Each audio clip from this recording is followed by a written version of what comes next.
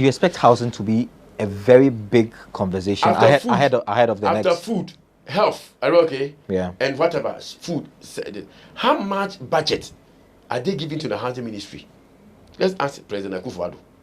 Should we not admit that governments are really incompetent in building houses, and so we need to empower, if you like the rent masters that you talk about and co, to invest in housing? Government has a responsibility. First, build. Okay.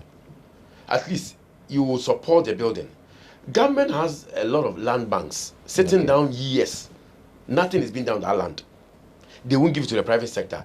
Do you know that if you go to Grader, ask Grader people, the Ghana Real Estate Development Association, you ask them what are the factors that will lead to high cost in building, land, litigations, and what have you. Yes. Government need to partner, do the PPP, give you them land, service the land. That takes about 55% of the cost. Of the cost, yes. Then 45% is borne by the private sector.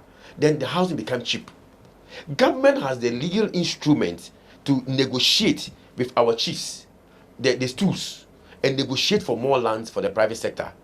The government is not just ready for housing, but we must speak, sorry for this word, sense into their minds. Okay. It's like they seem to have gone to all kind of having their masters from the top to down. Maybe they have houses to sleep in, so they don't care about us. They are not rational. They are heartless. They are cruel.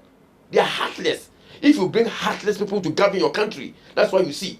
They ride in cars, in big cars, air conditioned 24 hours. They don't care about you. When it comes to elections, just come and lie. You give 50 Ghana cedis. You wear NPP and NDC, trumpeting vuvuzelas, making unnecessary noise, and you are suffering. This is the kind of heartless government we have, and we are going to vote them out and ensure that the right things are done. In fact, the tenant union of Ghana, leading 18 million Ghanaians, will now be a hallmark where elections will be held. In fact, we are going to create a platform, the Housing Manifesto. Okay. Come and tell us what you can do. And I will rather even get vehicle, go the whole Ghana, be campaigning against a certain government if they don't make critical commitment to housing. It's not just manifesto promise. Real promises that you must live to expectation. And the housing is the topic of this year's elections. Okay. They should forget about bridges and education and whatever. We are fed up. They must build so that we don't give the leverage or the loopholes for landlord travels on those things. In fact, there's a demand and supply issue. More demand, less supply. Definitely, government is not building. You set up a rent control, and Mr. Kosu is even sitting here that we have to come and assess. Have you built for you to assess? Now, have they built? You do not want to do anything to remedy the situation.